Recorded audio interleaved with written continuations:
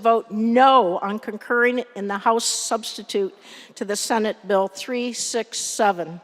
The House substitute incorporates the content of Senate Bill 387, which would provide for up to 8 days for clerks in any municipality with a population of at least 5,000 to open and begin processing absentee ballots before Election Day.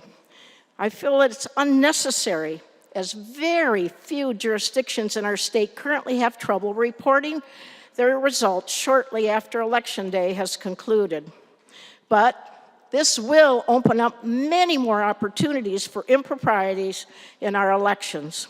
Opening absentee ballots in hundreds of locations across our state for up to 8 days reduces the integrity of our elections.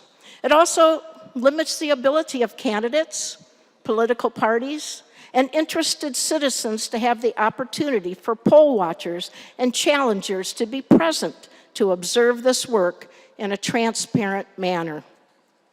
Furthermore, the House substitute continues to give the Secretary of State unprecedented power to set procedures for early voting without going through the formal rulemaking process. This eliminates very important checks and balances on our state's elections procedures.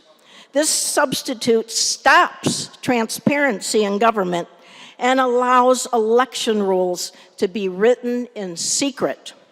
This bill, if passed in its current form before this body, will eliminate these safeguards, transparency, and checks and balances that we have had for decades. Currently, and through history, rulemaking in Michigan requires publicly noticed hearings, evaluation of draft rules by the public and stakeholders, the preparation of impact analysis, the opportunity for public to comment, as well as review by the bipartisan Joint Committee on Administrative Rules within the legislature. It's simply not right to have this time-honored system of the legislators and the public's right to know and participate stripped away in the substitute before this body.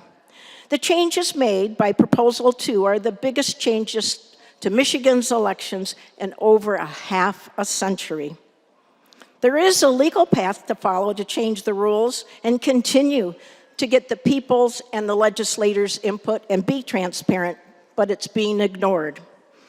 They should go through the current open and deliberate process for permanent rulemaking.